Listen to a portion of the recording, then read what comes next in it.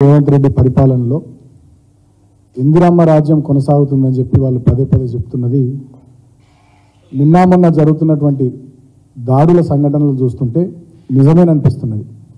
ఇందిరమ్మ రాజ్యం అంటేనే ఎన్కౌంటర్లు, రక్తపాతం, ఎమర్జెన్సీ, చీకటి రోజులు, ఆకలి చావులు, కాల్చివేతలు, కూల్చివేతలు, ప్రశ్నిస్తే దాడులు, అదేవిధంగా ఎదిరిస్తే కేసులు, జైలు జీవితాల నిర్బంధాలు. ఇది ఇందిరమ్మ రాజ్యం.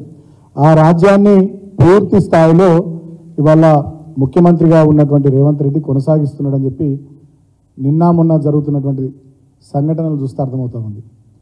సీనియర్ జర్నలిస్టు శంకర్ అని చెప్పి న్యూస్ లైన్ ఆర్గనైజేషను తెలంగాణ పత్రిక వాళ్ళు నడిపిస్తారు. ఆయన పైన పథకం ప్రకారం మొన్న దాడి చేసి ఆయనను హత్య చేసే ప్రయత్నం చేశారు రేవంత్ రెడ్డి మనుషులు. ముఖ్యంగా ఈ దాడికి సంబంధించి 21వ తారీఖు నాడు సాయిరామ్ రెడ్డి అని చెప్పి ఈయన Hastinapuram Congress party division president అయినటువంటి శశిధర్ రెడ్డికి అనుచరుడు. ఇదంతా ఎల్బీ నగర్ అసెంబ్లీ నియోజకవర్గానికి సంబంధించినటువంటి కాంగ్రెస్ పార్టీ నాయకులు వీళ్ళు. సో గతంలో మల్కాజ్గిరి పార్లమెంట్ సభ్యుడిగా రేవంత్ రెడ్డి ఉన్నప్పటి నుంచి వీళ్ళంతా రేవంత్ రెడ్డికి సన్నిహితులు. ఇక్కడ ఈ సాయిరామ్ రెడ్డి అనేటటువంటి వ్యక్తి సీతక్కతోని అదేవిధంగా ముఖ్యమంత్రి రేవంత్ రెడ్డితో దిగిన ఫోటోలు కూడా స్పష్టంగా ఉన్నాయి. ఇక్కడ మధ్యలో ముందు రోజు శంకర్ వాళ్ళ సీనియర్ జర్నలిస్ట్ శంకర్ వాళ్ళ ఆఫీస్ దగ్గర వాళ్ళు రెక్కి నిర్వహించినటువంటి సీసీటీవీ ఫుటేజ్ కూడా చాలా క్లియర్గా ఉంది. అంటే పథకం ప్రకారం కాంగ్రెస్ పార్టీకి చెందినటువంటి గూండాలు సీనియర్ జర్నలిస్టు శంకర్ను హత్య చేసే పని చేశారు. దానికి ఒక పన్నాగం సీసీటీవీ ఫుటేజ్లు కూడా మేము సోషల్ మీడియా వేదికగా కూడా అందరికీ పంపించినాం. అన్నీ కూడా బయటకు వచ్చినాయి. పథకం ప్రకారం ఒక బైక్ వెనుక నుండి ఒక 2 మహిళలు వచ్చి ఆయన కారును గుద్దినట్టు చేసి ఆయనతో గొడవ పెట్టుకున్నట్టు చేసి వెంటనే ఒక ఆమె ఫోన్ చేయగానే 1 నిమిషం లోపల 10 మంది చుట్టుముట్టి ఆ చుట్టుపక్కలనే రెడీ ఉండి వీళ్ళంతా వచ్చి ఆయనను విపరీతంగా కొడుతుంటే స్థానికులు అక్కడ ఉండే వాళ్ళంతా అడ్డుకొని ఆయనను కాపాడతారు. ఆయన యశోద ఆసుపత్రి సోమాజిగూడలో తీవ్ర గాయాల పాలై చికిత్సకు ఆయన చేరితే నిన్న మేమందరం కూడా క్రాంతి గారు మేము చాలామంది నాయకులు అందరం కూడా నిన్న పోయి ఆయనను పరామర్శించినాం. చాలా తీవ్రమైనటువంటి గాయాలు కూడా అయినాయి. కొన్ని చోట్ల ఫ్రాక్చర్ కూడా అయింది, కాలు ఫ్రాక్చర్ అయింది, ఇక్కడ తలకు కూడా ఫ్రాక్చర్ అయింది, చాలా చోట్ల గాయాలని ఇదంతా ఉప్పిపోయింది, ఇంకా రిబ్స్ కూడా కొంత దెబ్బతిన్నాయి. అంటే ఒక పాశవికమైనటువంటి దాడి, ఆయనను చంపాలనేటటువంటి కసి ఈ దాడిలో చాలా స్పష్టంగా కనబడతా ఉంది. నేను తెలంగాణ సమాజాన్ని అదేవిధంగా మొత్తం మీడియా సమాజాన్ని బుద్ధిజీవులను మేధావులను అందరినీ కూడా వేడుకుంటున్నా ఇటువంటి పాశవికమైనటువంటి దాడిని ముక్త కంఠంతో మనం అందరం కూడా ఖండించాల్సినటువంటి అవసరం ఉంది. ప్రశ్నించే వాళ్ళ మీద తర్వాత వాళ్ళు ఇచ్చినటువంటి హామీలను గుర్తు చేసేటటువంటి వాళ్ళ మీద ఈ రకమైనటువంటి దాడులు చేయడం ఇది మంచిది కాదనేటటువంటిది అందరం కూడా ముక్త కంఠంతో మాట్లాడాల్సినటువంటి అవసరం ఉందని చెప్పి నేను తెలియజేస్తూ ఉన్నా. నేను ఒకటే మాట ముఖ్యమంత్రిని అడుగుతా ఉన్నా, అక్షరంతో ప్రశ్నిస్తే ఆయుధంతో దాడి చేయడం మీ ఇందిరమ్మ రాజ్య పాలన, మీ ప్రజాపాలన అని వాళ్ళ ముఖ్యమంత్రిని అడుగుతా ఉన్నా. ప్రజల పక్షాన మాట్లాడితే గొంతెత్తితే ప్రాణాలు తీయడమే మీ ప్రజాపాలన, మీ ఇందిరమ్మ రాజ్యమా? నేను ముఖ్యమంత్రిని అడుగుతా ఉన్నా. ఇసుక మాఫియా, భూ కబ్జాలు, నిరుద్యోగుల సమస్యలు, అదేవిధంగా 420 మీరు ఇచ్చినటువంటి హామీలు, 6 గ్యారంటీలను మీకు గుర్తు చేస్తే వాటి మీద ప్రశ్నిస్తే హత్యలు చేసే పనులు పెట్టుకోవడమే మీ ప్రజాపాలన, ఇందిరమ్మ రాజ్యమా? ఇవాళ ముఖ్యమంత్రి రేవంత్ రెడ్డి తెలంగాణ ప్రజానీకానికి సమాధానం చెప్పాల్సినటువంటి అవసరం ఉంది. మొన్నటికి మొన్న ఇదే కాంగ్రెస్ పార్టీ యొక్క పనితీరును, వాళ్ళు ఇచ్చినటువంటి మాటల్ని హామీల్ని గుర్తు చేసినందుకు చిలుక ప్రవీణ్ అనేటటువంటి జర్నలిస్టు మీద కూడా దాడి చేసినారు. అదేవిధంగా ఇంకో జర్నలిస్టు రంజిత్ పైన సైబర్ క్రైమ్లో లేనిపోని కేసులు పెట్టినారు. అదేవిధంగా ఆకుల శ్రీనివాసరెడ్డి అని చెప్పి ఇంకో జర్నలిస్టు సీనియర్ జర్నలిస్టు పైన అడ్డగోలుగా కేసులు పెట్టినారు. ఆయనకు కూడా ఫోన్లు చేసి బెదిరిస్తూ ఉన్నారు. ఇదే కాదు, రాష్ట్ర వ్యాప్తంగా వీళ్ళు గెలిచి 3 నెలలు కూడా కాలేదు, సుమారు 2600 పైచిలకు కేసులు బీఆర్ఎస్ పార్టీ నాయకులు కార్యకర్తలు మా పార్టీ సానుభూతి పరుల మీద జరిగినాయి. 3 నెలలు కూడా కాలే వీళ్ళు గెలిచి. ఈ ఇంద్రమ్మ రాజ్యంలో ఇలా ప్రజాపాలనలో బీఆర్ఎస్ పార్టీ నాయకులు కార్యకర్తలు సానుభూతి పరులందరి మీద 2600 పైచిలకు కేసులు రాష్ట్ర వ్యాప్తంగా నమోదైనాయి. ఇదేనా ఇంద్రమ్మ రాజ్యం? ఇదేనా మీ ప్రజాపాలన? వేలాది మంది కార్యకర్తల్ని పోలీస్ స్టేషన్లకు పిలిచి ఎస్ఐలు, సిఐలు, డిఎస్పీలు, ఏసీపీలు బెదిరిస్తున్నటువంటి సందర్భాలు. ఇది ఇంద్రమ్మ రాజ్యం ప్రజాపాలన. బహిరంగంగా మా పార్టీ నాయకుల ఇండ్ల మీద, మా కార్యకర్తల ఇండ్ల మీద దాడులు చేసి విచక్షణ రహితంగా సుమారు దగ్గర 120 చోట్ల మా ఊళ్ళ మీద దాడులు చేశారు. ఇదేనా ఇంద్రమ్మ రాజ్యం? ఇదేనా మీ ప్రజాపాలన? మొన్నటికి మొన్న జమ్మికుంటలో ఒక అక్రమ నిర్మాణానికి సంబంధించి, కబ్జా ప్రయత్నానికి సంబంధించి ఒక కౌన్సిలర్ను ప్రశ్నిస్తే సామాన్యుడు, ఆయన మీద మంత్రి పొన్నం ప్రభాకర్ అనుచరుడు రవీందర్ అనేటటువంటి వ్యక్తి విపరీతంగా ఇనుప రాడ్డుతో ఆయన తల ఎట్లా పగలగొట్టిండో మనం మీడియాలో, సోషల్ మీడియాలో చూసినాం. ఇదేనా మీ ఇంద్రమ్మ రాజ్యం? ఇదేనా మీ ప్రజాపాలన? ప్రశ్నిస్తూ ఉన్నాం మేము రేవంత్ రెడ్డి ముఖ్యమంత్రిని. అదేవిధంగా మొన్న ముఖ్యమంత్రి కోస్గి పర్యటన సందర్భంలో కొడంగల్ అర్బన్ డెవలప్మెంట్ అథారిటీకి సంబంధించి మేము భూములు ఇయ్యమని చెప్పి ఎవరైతే రైతులు భూములు ఇయ్యమన్నారో వాళ్ళందరినీ పోలీస్ స్టేషన్లలో పెట్టారు.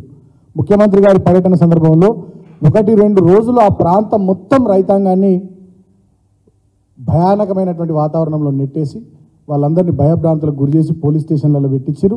ముఖ్యమంత్రి పర్యటన ముగిసేంత వరకు కూడా ఆ రైతుల్ని పోలీస్ స్టేషన్లలో ఉంచారు, వేరే చోట్ల దాచిపెట్టారు. ఇదేనా మీ ఇంద్రమ్మ రాజ్యం, మీ ప్రజాపాలన?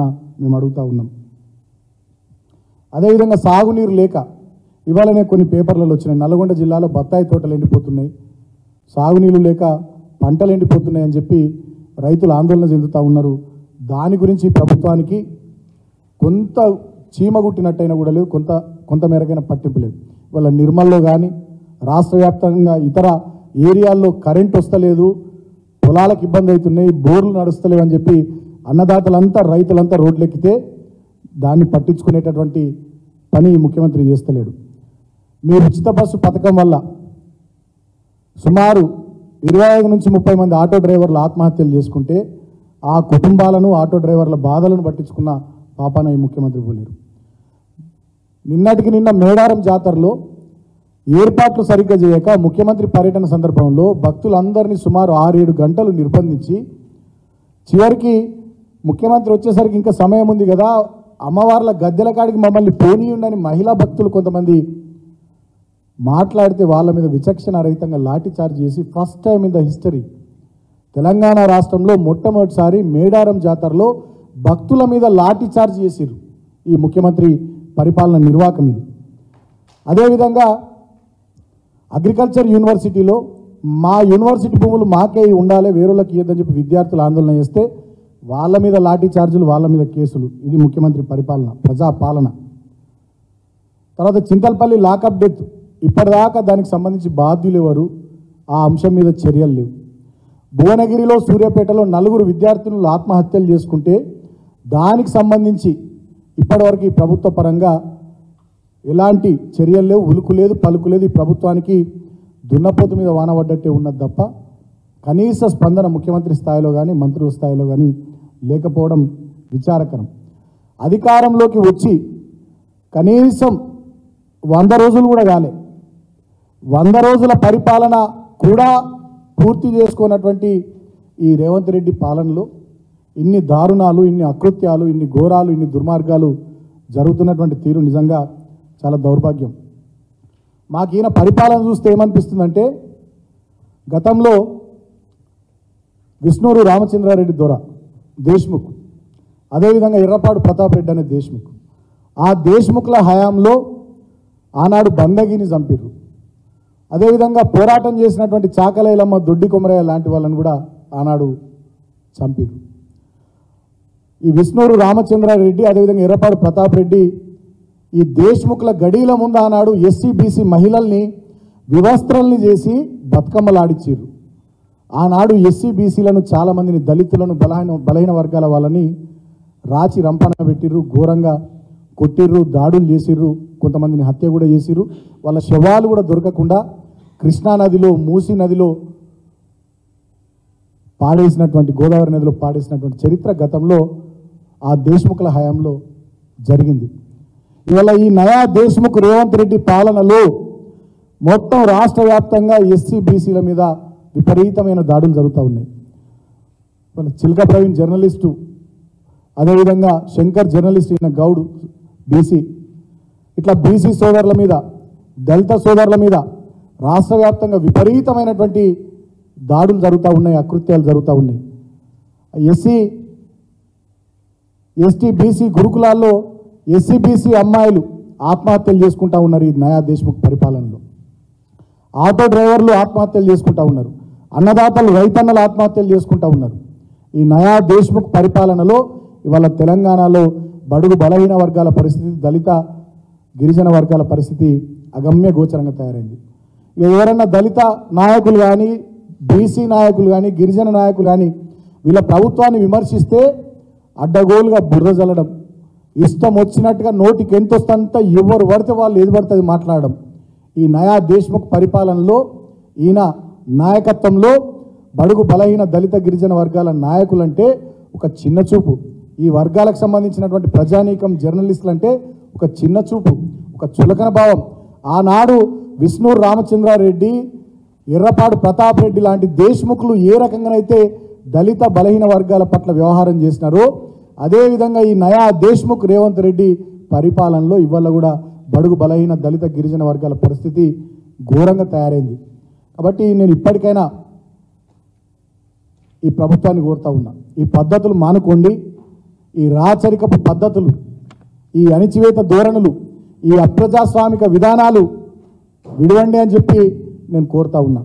ఇది మంచిది కాదు. 10 సంవత్సరాలు మేము కూడా పరిపాలన చేసినాం, మేము ఎన్నడూ ఇటువంటి సంఘటనలు మా హయాంలో చేయలేదు, మేము ఎన్నడూ ఇటువంటి చర్యలకు పాల్పడలేదు. ఎంతసేపటికి ప్రజలు, సంక్షేమం, రాష్ట్రం అభివృద్ధి ఈ కోవలోనే మేము ముందుకు సాగినాం తప్ప ఇష్టం వచ్చినట్టుగా ఎన్నడూ ఇలాంటి పిచ్చి పిచ్చి పనులు మేము చేయలేదు. ఇవాళ నేను ముఖ్యమంత్రిని కోరుతా ఉన్నా ఈ పద్ధతులు మానుకోవాలని చెప్పి నేను తెలియజేస్తూ ఉన్నా. ఇక ఈ ముఖ్యమంత్రి గారి పట్ల కొంతమంది పోలీసులు అత్యుత్సాహంతో స్వామి భక్తిని ప్రదర్శిస్తూ ఉన్నారు. నేను ఆ పోలీసులకు కూడా నేను విజ్ఞప్తి చేస్తూ ఉన్నా, అధికారం ఎవరికి శాశ్వతం కాదు. పోలీస్ సోదరులారా గుర్తుపెట్టుకోండి, మొన్నదాకా 10 సంవత్సరాలు మేమున్నాం, ఇప్పుడు వీళ్ళున్నారు.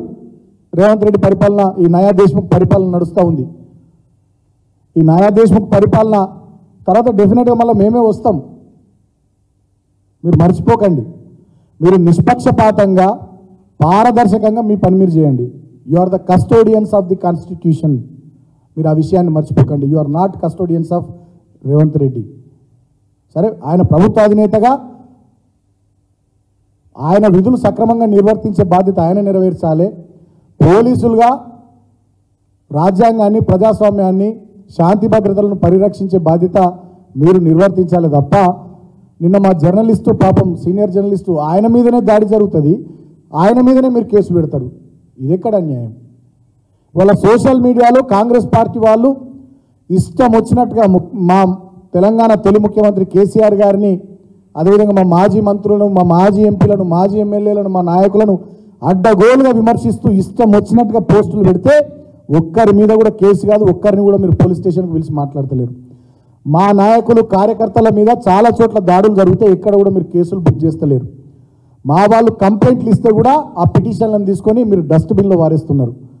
కానీ కాంగ్రెస్ పార్టీ నాయకులు కంప్లైంట్లు ఇస్తే ఆగ మేఘాల మీద కేసులు పెడుతున్నారు, మా వాళ్ళందరినీ కూడా పోలీస్ స్టేషన్లకు పిలిపిస్తున్నారు. ఈ పద్ధతి మంచిది కాదు. పోలీసులు పక్షపాత ధోరణితో వ్యవహరించొద్దని చెప్పి నేను కోరుతా ఉన్నా. పై స్థాయి నుండి కింది స్థాయి వరకు అందరికీ కూడా నేను పోలీస్ సోదరులకు మళ్ళీ చెప్తా ఉన్నా, అధికారం ఎవరికి శాశ్వతం కాదు. ఈ గుంపు మేస్త్రి పరిపాలన ఎన్ని రోజులు ఉంటుందో ఏమో, వాళ్ళకి చాలా గ్రూపులు ఉన్నాయి, ఇది ఏం జరుగుతుందో ఏందో ఎవరికి తెలియదు. అధికారం ఎవరికి శాశ్వతం కాదు. మీరు మా కార్యకర్తలు, మా నాయకుల పట్ల మీరు ఇష్టం వచ్చినట్టు ఎవరెవరు వ్యవహరిస్తున్నారో అన్నీ కూడా మేము గమనిస్తున్నాం. మేమేం కళ్ళు మూసుకొని కూర్చోలేదు, మేము అన్నీ గమనిస్తున్నాం. 10 సంవత్సరాల కాలంలో నేను ప్రజల్ని కూడా ఆలోచించమని కోరుతా ఉన్నా. 10 సంవత్సరాల కాలంలో మేము కూడా అధికారంలో ఉన్నాం. 3 నెలలు కాలే వీళ్ళు వచ్చి 2600 పైచీలకు కేసులు పెట్టిరు బీఆర్ఎస్ నాయకులు, కార్యకర్తల మీద. ఒక చెన్నూరు అసెంబ్లీలోనే మా వాళ్ళు 32 మంది మీద కేసులు పెట్టిరు, సోషల్ మీడియా పిల్లల మీద ఏదో పోస్టులు పెట్టిరని చెప్పి. పోలీస్ స్టేషన్లకు పిలిచి బెదిరిస్తూ ఉన్నారు. మంచిర్యాల జిల్లాలో, పెద్దపల్లి జిల్లాల్లో, మొన్నటి వరకు నల్లగొండ జిల్లాలో, ఇతర చోట్ల రాష్ట్ర వ్యాప్తంగా, హైదరాబాద్లోనైతే కొంతమంది పోలీసులు అత్యుత్సాహంతో సోషల్ మీడియాలో పోస్టు పెట్టే పిల్లలకు ఫోన్లు చేస్తున్నారట. మరి ఎందుకో మీకు అంత స్వామి భక్తి, అంత రాచభక్తి మాకు అర్థమవుతలేదు. మరి కాంగ్రెస్ వాళ్ళు కూడా పెడుతున్నారు కదా పోస్టులు, కాంగ్రెస్ వాళ్ళకు కూడా ఫోన్లు చేస్తున్నారా? ఎస్ఐలు కానీ, సిఐలు కానీ. ఇదేం పద్ధతి? అధికారం ఏమన్నా రేవంత్ రెడ్డికి శాశ్వతమని అనుకుంటున్నారా ఏంది మీరు? ఈ నయా దేశ్ముఖ్ ఇంకో 20-30 ఏళ్ళు తెలంగాణని వెళ్తాడని మీరు అనుకుంటున్నారా ఏంది? అధికారం ఎవ్వరికి కూడా శాశ్వతం కాదు. మీరు పారదర్శకంగా, నిష్పక్షపాతంగా వ్యవహరించాలని నేను పోలీసులకు కూడా తెలియజేస్తూ ఉన్నా. ఏది ఏమైనప్పటికీ సీనియర్ జర్నలిస్టు శంకర్ మీద జరిగినటువంటి దాడిని ముక్త కంఠంతో తెలంగాణ సమాజం ఖండించాల్సినటువంటి అవసరం ఉంది. అదేవిధంగా జర్నలిస్టులు, మేధావులు, ప్రజా సంఘాలు, పార్టీలకు అతీతంగా అందరూ కూడా దయచేసి సీనియర్ జర్నలిస్టు శంకర్ మీద జరిగినటువంటి దాడిని ఖండించాలని నేను పేరు పేరున ప్రతి ఒక్కరికి విజ్ఞప్తి చేస్తూ ఉన్నా. ఈ ఇందిరమ్మ రాజ్యం ఇట్లనే కొనసాగి మీరు ఇచ్చినటువంటి హామీలు గాలికి వదిలేసి, గ్యారంటీల్ని గాలికి వదిలేసి ఇదే రకంగా దాడుల సంస్కృతిని కొనసాగిస్తూ ఎమర్జెన్సీ నాటి చీకటి రోజుల్ని ఆ పాలనను మీరు కొనసాగించుకుంటూ ముందుకు పోతే ఇక మీరు కూడా పుట్టగతులు లేకుండా పోవడం ఖాయమని చెప్పి మీ పరిపాలనకు ప్రజలు చరమగీతం పాడే రోజులు దగ్గరకు వస్తాయి. తెలంగాణ చైతన్యవంతమైనటువంటి సమాజం డెఫినెట్గా ఏదో రోజు పిడికిలి బిగిస్తుంది, మీ పని పడుతుందని చెప్పి కూడా నేను ఈ సందర్భంగా రేవంత్ రెడ్డి ముఖ్యమంత్రికి, కాంగ్రెస్ పార్టీకి తెలియజేస్తూ, రేవంత్ రెడ్డి గతంలో ఈ రకమైనటువంటి దాడులు ఎందుకు జరుగుతున్నాయంటే రేవంత్ రెడ్డికి మొదటి నుంచి ముఖ్యమంత్రికి మీడియా అంటే చాలా చులకన భావం. మీడియా విషయంలో గతంలో ఆయన ప్రతిపక్షంలో ఉన్నప్పుడు ఏం మాట్లాడింది ఒకసారి ఒక వీడియో ఉంది, అది నేను మీకు ప్లే చేసి చూపిస్తాను.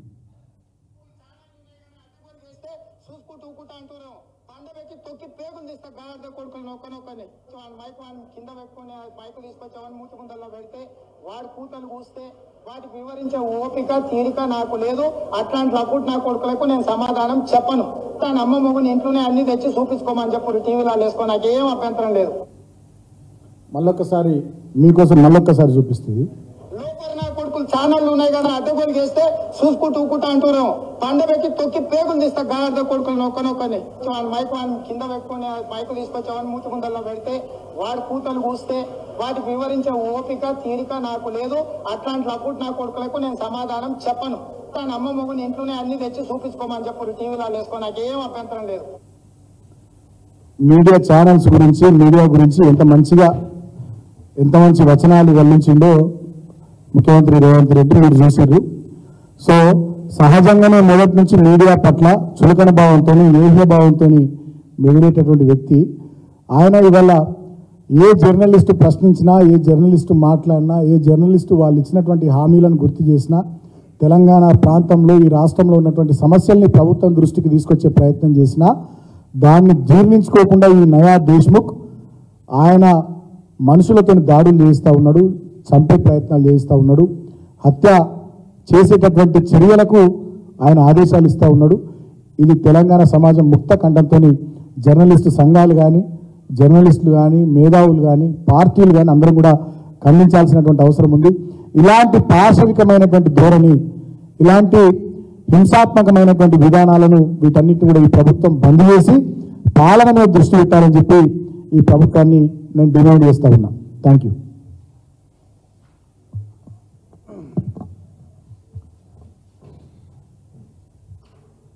నమస్కారం. ఈరోజు కాంగ్రెస్ పార్టీ అధికారంలోకి వచ్చిన 2 నెలల కాలంలోనే ఇంతకుముందు సుమన్ చెప్పినట్లు ఎమర్జెన్సీని తలపించే పరిస్థితి అయితే కనిపిస్తుంది. మా ఇందిరమ్మ పాలన, ప్రజల పాలన అని ఏదైతే పదే రేవంత్ రెడ్డి గారు చెప్తుండ్రో, జరుగుతున్న పరిస్థితులు చూస్తుంటే ఇది ప్రజల పాలన కాదు, ప్రతీకారంతో జరుగుతున్న పాలనలకు కనిపిస్తుంది. 10 సంవత్సరాలు తెలంగాణ పునర్నిర్మాణం జరిగితే మొత్తం దాన్ని తిరగదోడుతూ అయ్యో తెలంగాణ ఎందుకు వచ్చింది, తెలంగాణ వచ్చింది మాకు సంబంధం లేకుండా వచ్చింది, దాని మీద ప్రతీకారం తీర్చుకునే విధంగానే రేవంత్ రెడ్డి వాళ్ళ మంత్రుల యాటిట్యూడ్ ఉన్నారు తప్పించి నిజంగా తెలంగాణను తెచ్చుకున్న తెలంగాణను, వేలాది మంది ప్రాణత్యాగంతో వచ్చిన తెలంగాణని ఇంకా బాగు చేసుకుందామనే ధ్యాస వాళ్ళు ఎక్కడ కనిపించకపోగా, ఏదేతే 10 ఏళ్ళు బాగా కష్టపడి కార్యకర్తలు ఉన్నారో, తెలంగాణ పునర్నిర్మాణంలో భాగస్తులైనరో వాళ్ళందరి మీద కక్ష సాధింపు చేసుకుంటూ కార్యకర్తల మీద అక్రమ కేసులు పెడుతున్నారు. ఏ పోలీస్ స్టేషన్లో చూసుకున్నా సరే టీఆర్ఎస్ కార్యకర్తల మీదే దాడులు చేస్తున్నారు, మళ్ళా కార్యకర్తల మీదనే కేసులు పెడుతున్నారు. మా దగ్గర దాదాపు ఇప్పటి వరకు 10-20 కేసులు బుక్ అయిపోయినాయి. ఒక విలేజ్లో మొన్న 3-4 వారం రోజుల కింద కల్లు కంపౌండ్ మీద అక్కడ ఉన్న జెడ్పీటీసీ కుమారుడు దాడి చేసి సీసాలన్నీ పగలగొట్టాడు. సీసాలు ఎందుకు పగలగొడుతూ ప్రశ్నించినందుకు కళ్ళు దుకాణాల కౌంటర్ మీద కూర్చున్న ఓ వ్యక్తిని సీసాతోని తల పగలగొట్టాడు. అతను కంప్లైంట్ చేయడానికి పోతే పోలీస్ స్టేషన్లో కనీసం కంప్లైంట్ తీసుకోపోలేదు, హాస్పిటల్ తీసుకోపోలేరు.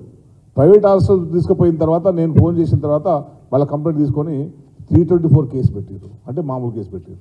ఎవరైనా సీసాతో దాడి చేస్తే అటెంప్ట్ మర్డర్ కేసులు పెట్టాలి, అట్లా కాకుండా 324 పెట్టి మళ్ళీ కౌంటర్ కేసు పెట్టారు. సో ఇట్లాంటి కేసులు ప్రతి పోలీస్ స్టేషన్లో కూడా ప్రతి నియోజకవర్గంలో జరుగుతున్నాయి.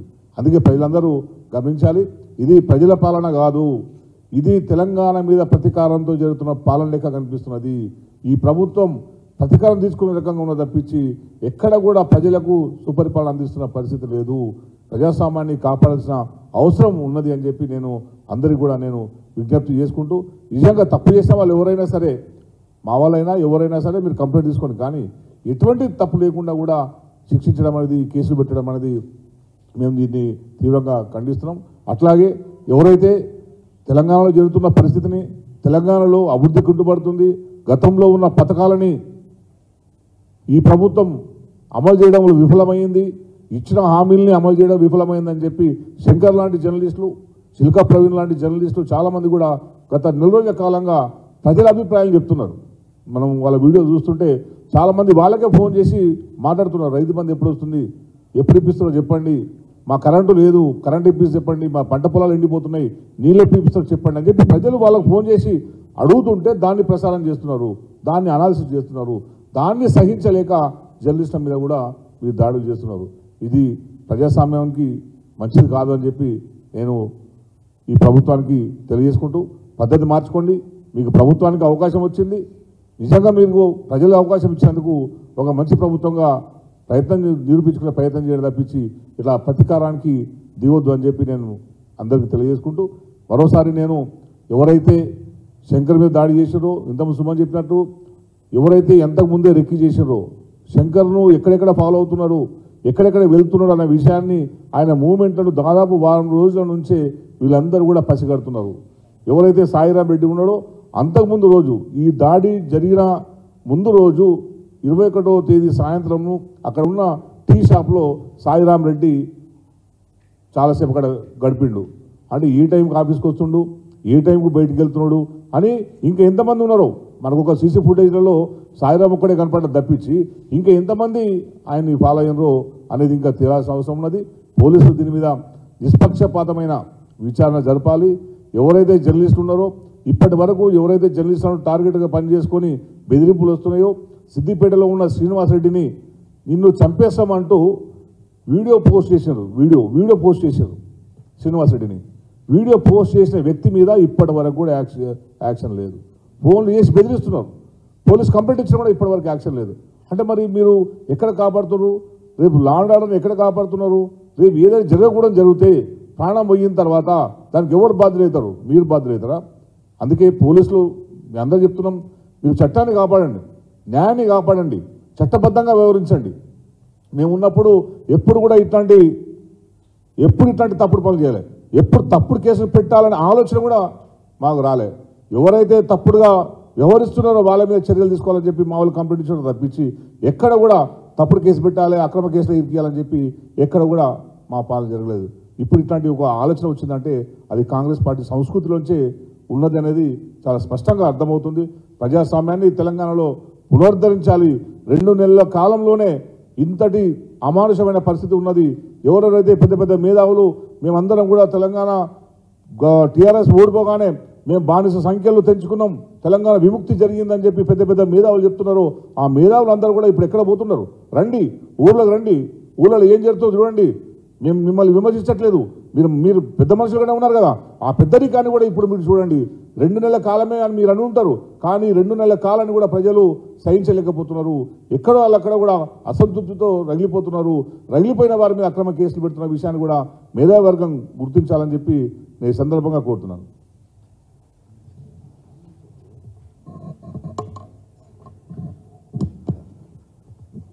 మీడియా సోదరులకు నమస్కారం. రేవంత్ సర్కార్ 2 నెలల పాలనలో కేసులు, బూతులు, దాడులు, దౌర్జన్యాలు తప్ప మరి ఏ ప్రగతి కనిపిస్తలేదు. ప్రశ్నించిన యువత మీద దాడి, రైతుల మీద దాడి, జర్నలిస్టుల మీద దాడి, జర్నలిస్టులు స్వేచ్ఛగా సచివాలయంలో తిరగకుండా ఆంక్షలు, అడుగడుగున ఆంక్షలు, ఇట్లా ఆంక్షలు, ఆర్తనాదాలు, కేసులు తప్ప ప్రజాపాలన ఎక్కడ లేదు. ఈ సందర్భంగా కాంగ్రెస్ పార్టీ హైకమాండ్కు, రాష్ట్ర ముఖ్యమంత్రికి రేవంత్ రెడ్డికి సూచిస్తూ ఉన్నాం. కాంగ్రెస్ పార్టీ పేరును కాంగ్రెస్ ఐ కాకుండా కాంగ్రెస్ ఆర్ అని పెట్టుకోండి. కాంగ్రెస్ ఐ లేదు ఇప్పుడు కాంగ్రెస్లో, రాష్ట్ర కాంగ్రెస్లో. కాంగ్రెస్ ఆర్ అని పెట్టుకోండి. కాంగ్రెస్ ఆర్ అంటే రేవంత్ రౌడీలు. కాంగ్రెస్ రేవంత్ రౌడీల పార్టీగా మారిపోయింది ఇవాళ. ఇప్పటికైనా బీఆర్ఎస్ పార్టీ పక్షాన రాష్ట్ర ప్రభుత్వాన్ని హెచ్చరిస్తూ ఉన్నాం. మీకు ఈ రాష్ట్ర ప్రజలు అవకాశం ఇచ్చింది ఒక మంచిని, గత ప్రభుత్వం కంటే మంచి చేసి రాష్ట్రానికి మేలు చేస్తారని, ప్రగతి వైపు నడిపిస్తారని. కానీ అటువైపు నడిపించకుండా దేశ్ముఖ్ల దారిలో రాష్ట్ర ప్రభుత్వాన్ని నడిపిస్తూ ఉన్నారు. దౌర్జన్యకాండను అమలు చేస్తూ ఉన్నారు. దీన్ని తెలంగాణ సమాజం సహించదని ఈ సందర్భంగా కాంగ్రెస్ క్యాబినెట్ని హెచ్చరిస్తూ ఉన్నాం.